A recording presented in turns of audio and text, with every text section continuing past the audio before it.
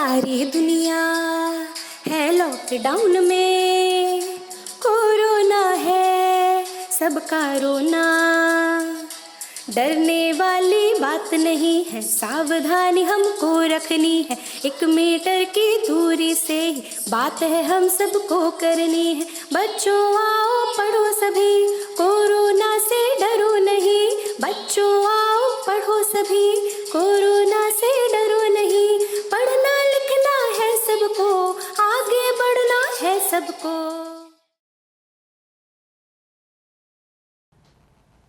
नमस्कार बच्चों, मैं ऋचा सिंह, प्रधानाचार्य राजकीय हाई स्कूल बघौली, एक बार फिर से गृह विज्ञान की इस कक्षा में आपका बहुत बहुत स्वागत करती हूँ। बच्चों, आज हम गृह कार्य व्यवस्था के द्वितीय भाग का अध्ययन करेंगे। पिछली कक्षा में हमने इसके प्रथम भाग का अध्ययन किया था, प्रथम भाग के कुछ बिंदुओं पर चर्चा की थी। आज के जो हमारे चर्चा के प्रमुख बिंदु रहेंगे वह हैं गृह कार्य व्यवस्था के प्रमुख साधन, समय तथा श्रम बचाने वाले घरेलू उपकरण, घरेलू उपकरणों का प्रयोग करते समय की जाने वाली सावधानियाँ, समय व शक्ति बचाने के कुछ सुझाव, पारिवारिक आय और पारिवारिक आय के कुछ साधन। बच्चों, ये आज के हमारे चर्चा के बिंदु रहेंगे। पाठ को पिछले पाठ में हमने कुछ जिन बिंदुओं पर चर्चा की थी वह थे गृह कार्य व्यवस्था का अर्थ, गृह कार्यों का विभाजन, गृह कार्य व्यवस्था के प्रमुख सिद्धांत। इसके अलावा हमने गृह कार्य व्यवस्था को प्रभावित करने वाले कुछ प्रमुख कारकों के बारे में जाना था और कौन से कारक गृह कार्य व्यवस्था पर विपरीत प्रभाव डालते हैं, इनके विषय में भी हमने चर्चा की थी। बच्चों, पाठ को आरंभ करने से पहले हम इस पाठ को पढ़ने के उद्देश्य के लिए भी एक बार देख लेते हैं कि हमारे आज के भाग को पढ़ने का क्या उद्देश्य है। आज के पाठ के इस भाग को पढ़ने के पश्चात हम गृह कार्य व्यवस्था के साधनों के विषय में जानकारी प्राप्त कर पाएंगे। समय तथा श्रम बचाने वाले घरेलू उपकरण कौन कौन से होते हैं, इनके बारे में आपको जानकारी प्राप्त होगी। इन उपकरणों का प्रयोग करते समय हमें किस प्रकार की सावधानियां रखनी चाहिए, इसके विषय में भी आप अवगत हो पाएंगे। समय व शक्ति बचाने के कुछ सुझाव आपको आज यहाँ दिए जाएंगे, जिनसे आप अपने व्यवहारिक जीवन में अपने समय और श्रम को बचाकर सुव्यवस्थित रूप से कार्य कर सकते हैं।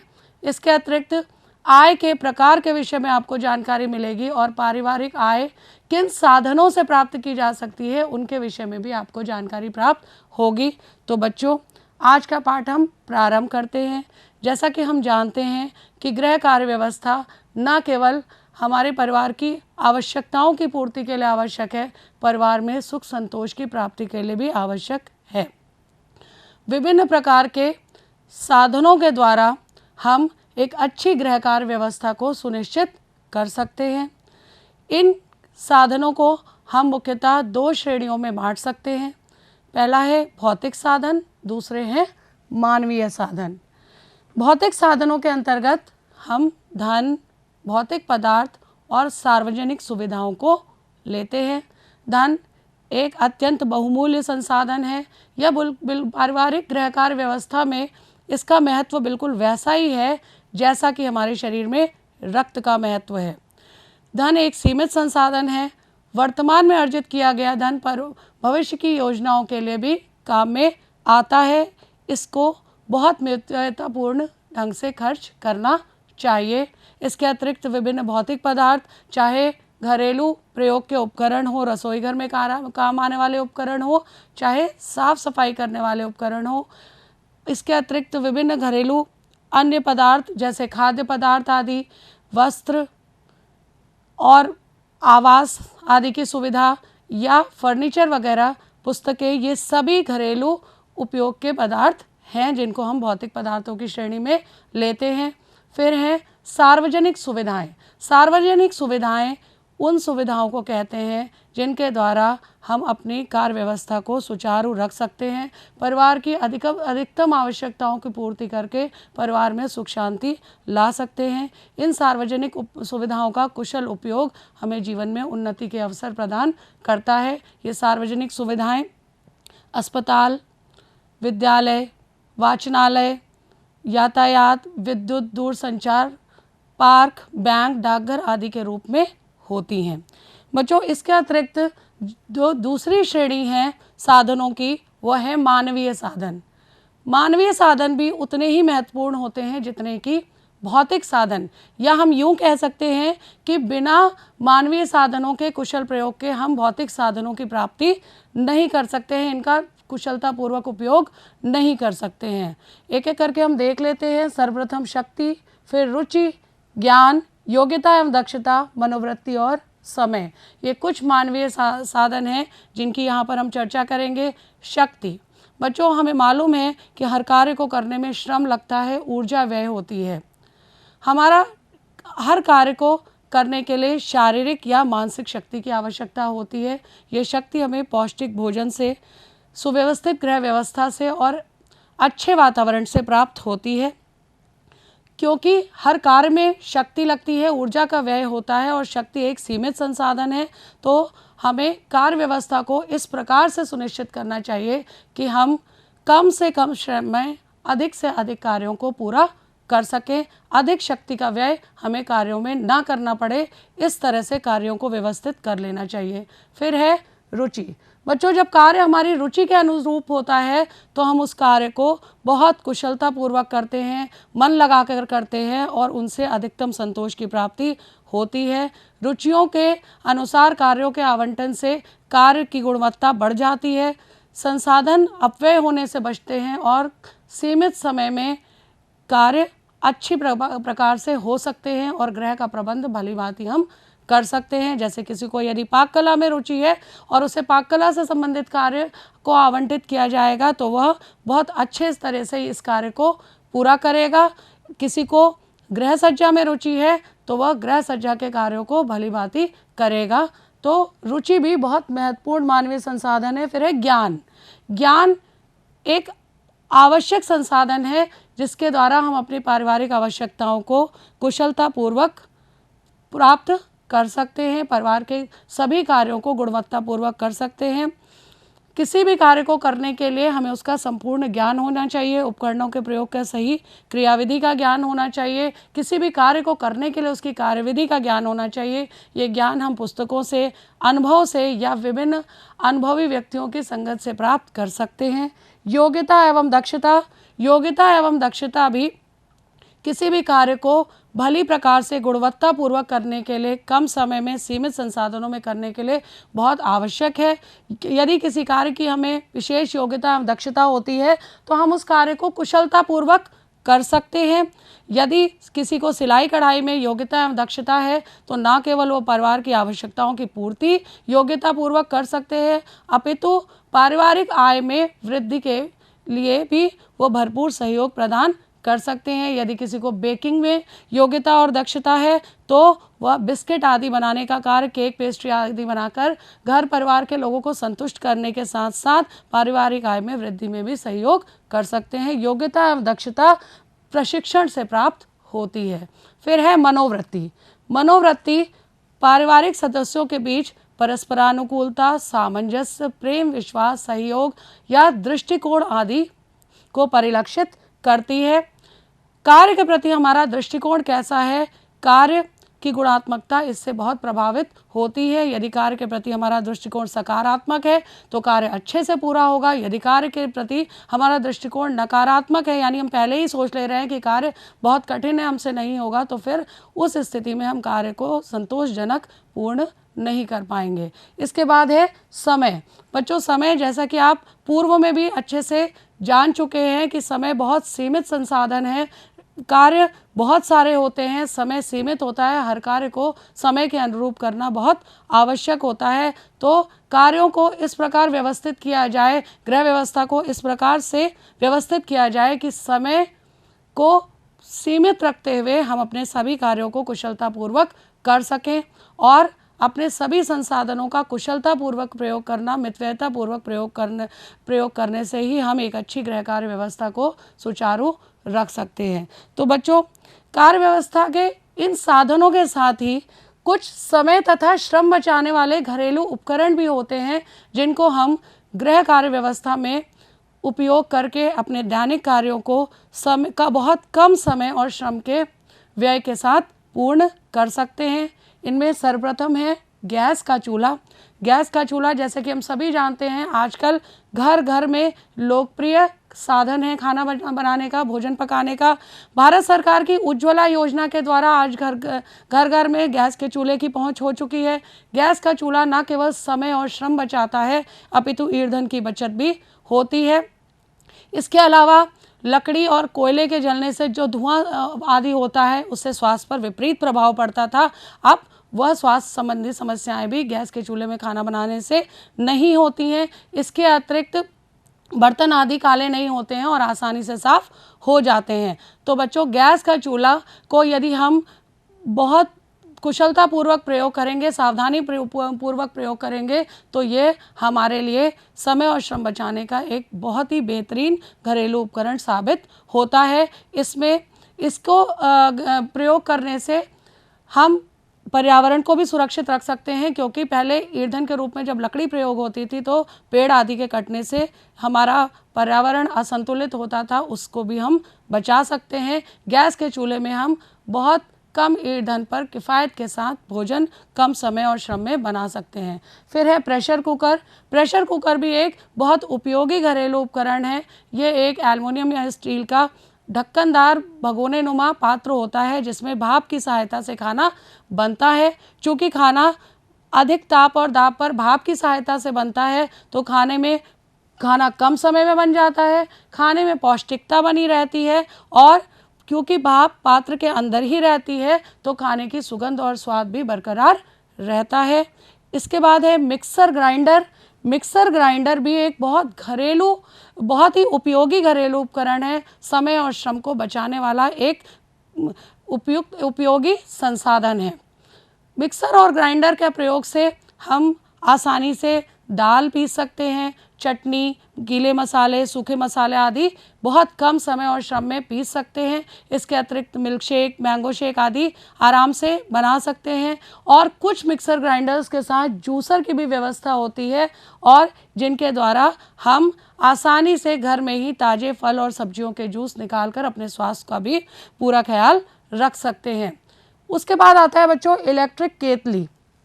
इलेक्ट्रिक केतली विद्युत से चलने वाला उपकरण है जिसको हम चाय आदि बनाने के लिए, पानी गर्म करने के लिए प्रयोग करते हैं। इसमें सेकंड्स में पानी गर्म हो जाता है। यह स्थान भी नहीं घेरता है, रखने में भी बहुत सुविधाजनक है। इसके अलावा हम इन्हें अपने कार्यस्थल पर भी इसको रख सकते हैं और यात्रा आदि के दौरान भी हम इसको अपने साथ ले जा सकते हैं। फिर है फ्रिज या रेफ्रिजरेटर। बच्चों, आप इससे भली भांति वाकिफ़ हैं। आपने इसको अक्सर अपने घर में और साथ ही अपने सगे संबंधियों के घर में देखा है।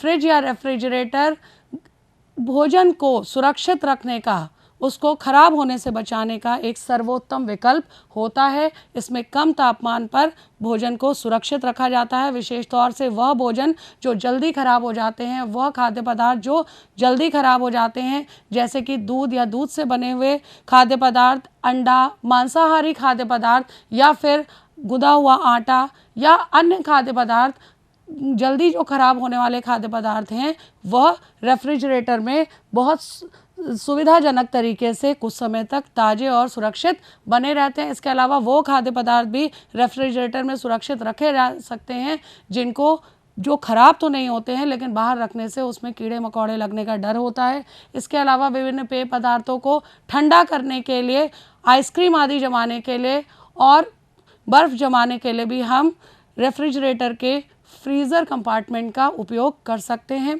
फिर है टोस्टर। इससे पहले बच्चों विद्युत चालित या गैस तंदूर एवं अवन।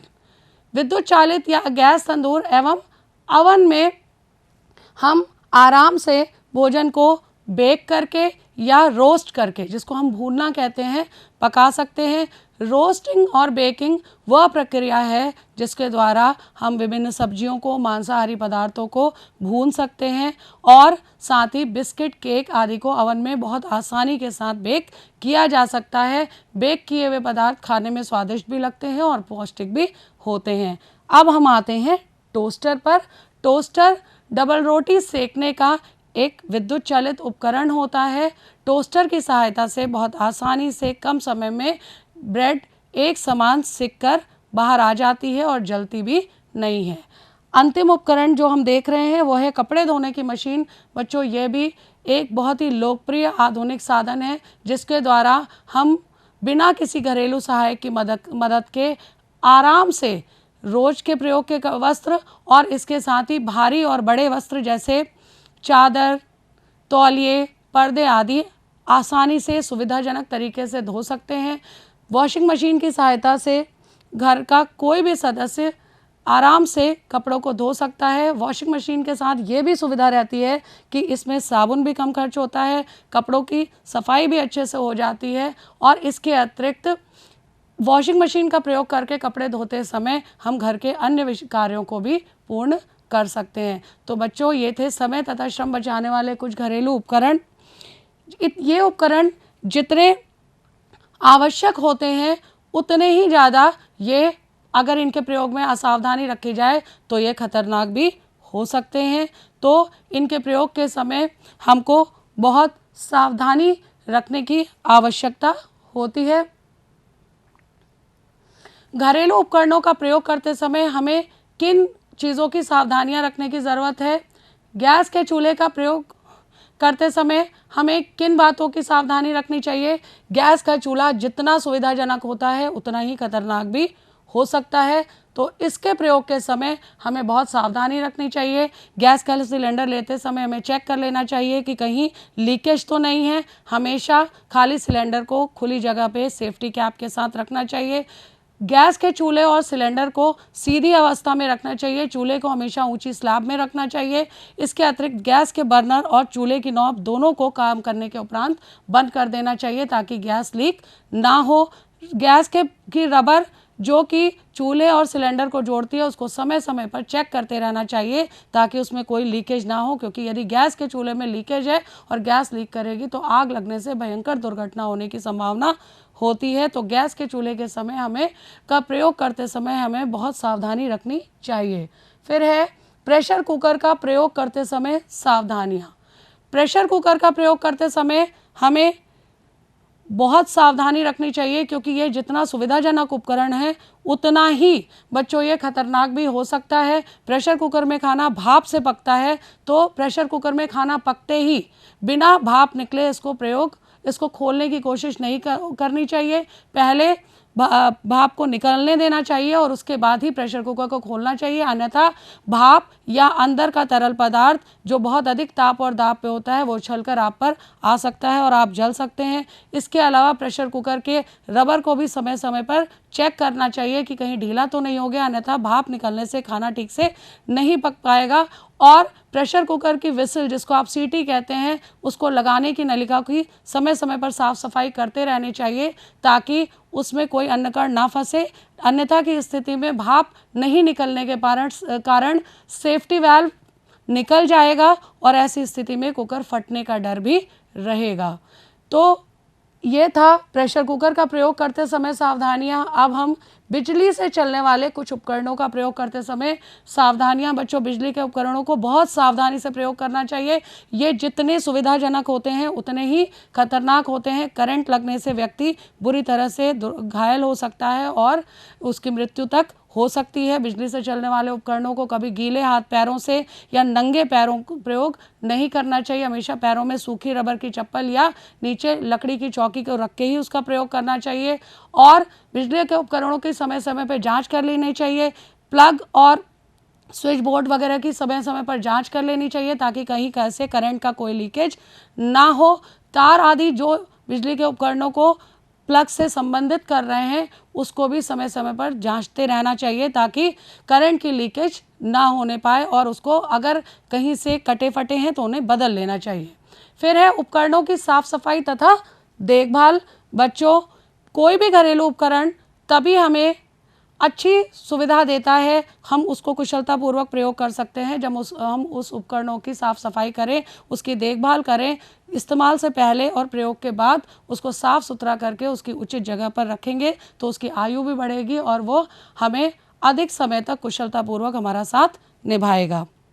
बच्चों, इसके अतिरिक्त मैं यहाँ पे आपको समय व शक्ति बचाने के कुछ सुझाव दे रही हूँ, जिनको यदि आप अपने व्यवहारिक जीवन में प्रयोग में लाएंगे तो आप बहुत आसानी के साथ अपने सभी कार्यों को कर पाएंगे, गृह कार्य व्यवस्था सुचारू रूप से चला पाएंगे और आपको किसी भी तरह का शारीरिक और मानसिक कष्ट उस वस्तु को ढूंढने में नहीं होगा। सर्वप्रथम, घर में प्रत्येक वस्तु का उचित स्थान होना चाहिए। हर व्यक्ति को अपने नियत स्थान पर हर वस्तु को रखना चाहिए। यदि हम हर वस्तु को उसके उचित स्थान पर रख रहे हैं तो समय पड़ने पर जब हमें उसकी आवश्यकता है वो आसानी से मिल जाएगी। उसे ढूंढने में समय और श्रम का अतिरिक्त व्यय नहीं होगा और साथ ही समय पर वस्तु ना मिलने से जो मानसिक तनाव होता है उससे भी हम बच जाएंगे।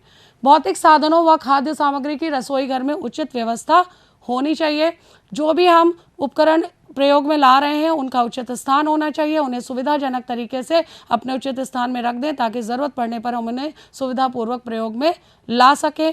इसके अतिरिक्त विभिन्न खाद्य पदार्थ जो एक जैसे हैं, जैसे सभी मसालों को एक स्थान पर रखना चाहिए, दालों आदि को एक स्थान पर रखना चाहिए या चाय पत्ती चीनी को एक स्थान पर यदि हम रखेंगे तो ऐसी स्थिति में हमें उनको ढूंढने के लिए या उन्हें उठाने के लिए अतिरिक्त समय और श्रम को व्यय नहीं करना पड़ेगा, बार बार झुकना मुड़ना नहीं पड़ेगा और हमारा समय भी बचेगा और श्रम भी बचेगा।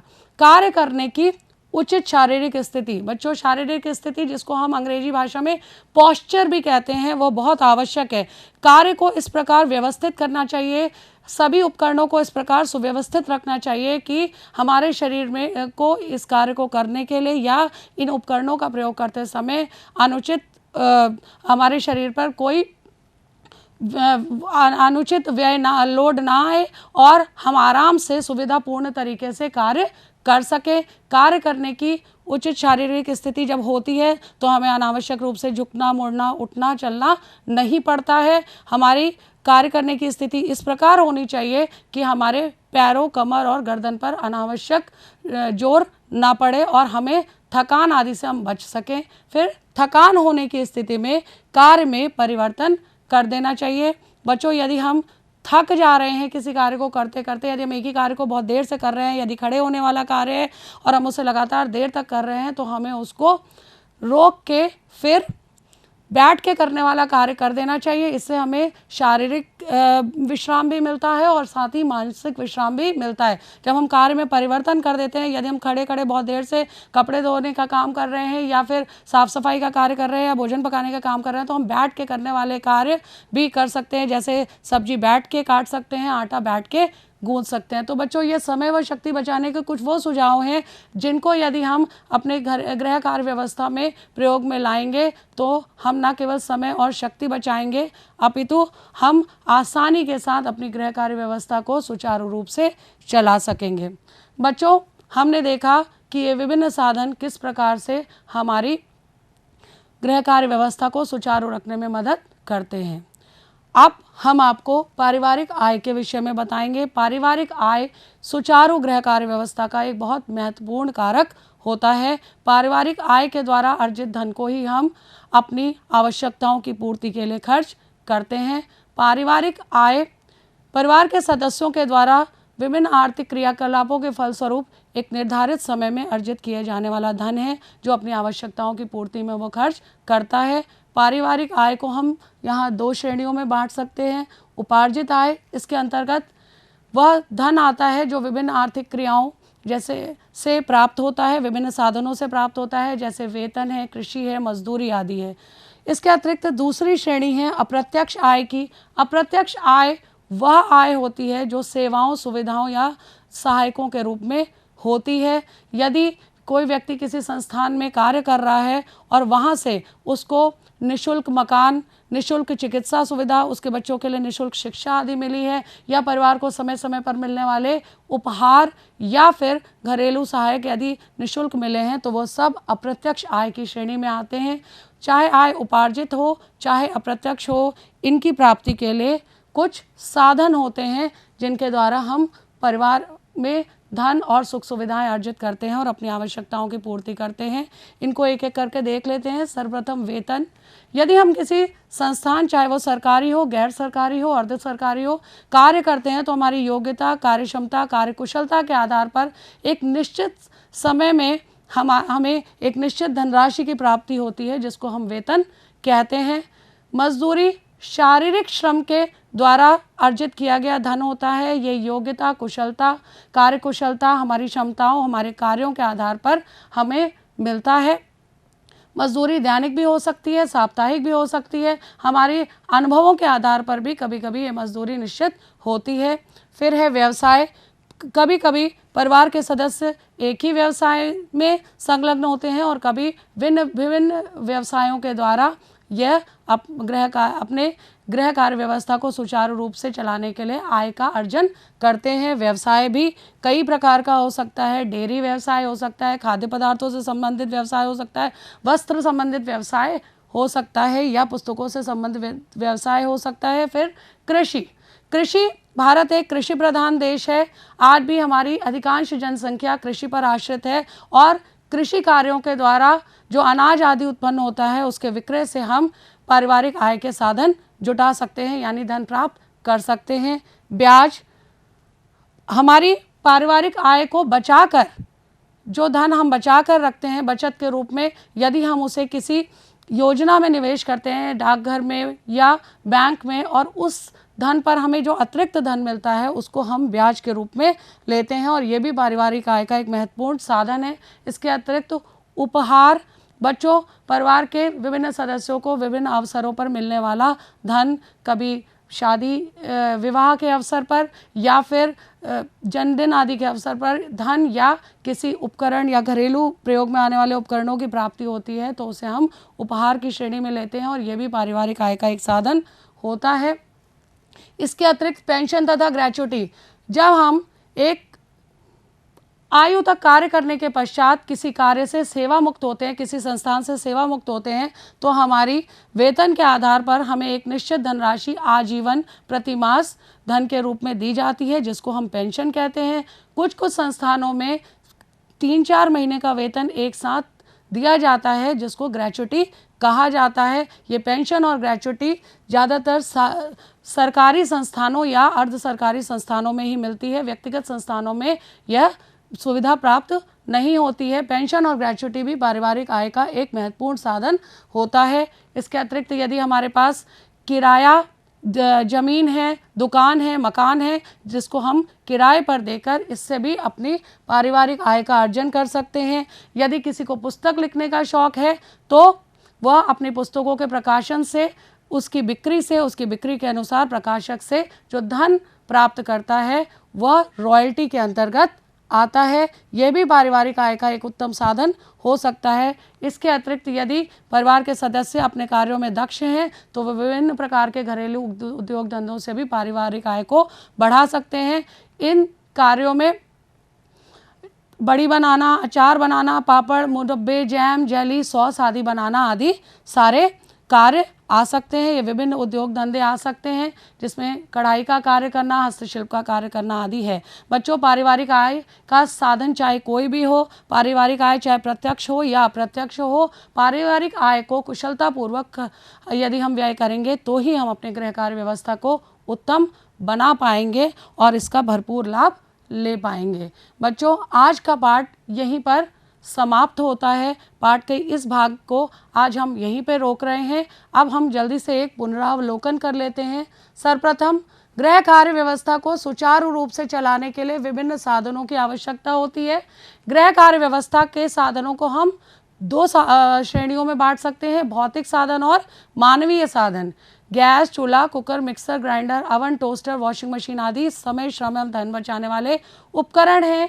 पारिवारिक आय निश्चित अवधि में कमाई जाने वाली धनराशि है जो व्यक्ति को आर्थिक प्रयत्नों के फलस्वरूप प्राप्त होती है। इसके अतिरिक्त वेतन, मजदूरी, व्यवसाय, कृषि, उपहार, पेंशन एवं ग्रेच्युटी आदि पारिवारिक आय के कुछ प्रमुख साधन हैं। तो बच्चों, आज के पाठ का यह भाग यहीं पर समाप्त हो रहा है। इस पाठ से संबंधित कुछ गृह कार्य मैं आपको देना चाह रही हूँ जिसको आप अपनी उत्तर पुस्तिका में, कुछ प्रश्न हैं जिनको आप करेंगे। गृह कार्य व्यवस्था के 2 प्रमुख साधन कौन कौन से होते हैं? गृह कार्य व्यवस्था में समय एवं श्रम की बचत के लिए किन किन उपकरणों की सहायता लेनी चाहिए? गैस के चूल्हे का प्रयोग करते समय क्या सावधानियां रखनी चाहिए? समय एवं श्रम के बचाव के 5 उपाय लिखिए और गृह कार्य व्यवस्था में पारिवारिक आय किस प्रकार महत्वपूर्ण है इसको लिखिए। तो बच्चों, इस कार्य को आप आज के पढ़ाए गए पाठ के भाग की मदद से कर सकते हैं या फिर अपनी पुस्तिका में भी इसके प्रश्नों का हल ढूंढ सकते हैं। इसके अतिरिक्त मानव संसाधन विकास मंत्रालय भारत सरकार द्वारा विकसित Diksha digital infrastructure for knowledge sharing mobile application पर उपलब्ध है। इस दीक्षा ऐप को आप अपने एंड्रॉयड फ़ोन पर गूगल प्ले स्टोर पर जाकर डाउनलोड कर सकते हैं और इससे अपनी पाठ संबंधित सामग्री को लेकर इसके सहायता से भी अपना कार्य कर सकते हैं। बच्चों, पाठ का आज का ये भाग यही समाप्त होता है। अगले भाग को आप अपनी पुस्तक से पढ़कर रखिएगा ताकि वह भाग भी आपको आसानी से समझ में आए। आशा है कि आपको ये भाग अच्छे से समझ में आया होगा, आपने इसको एंजॉय किया होगा। आज के भाग में बस इतना ही। अब मैं आपसे विदा लेती हूँ। स्वस्थ रहिए, खुश रहिए। धन्यवाद। नमस्कार।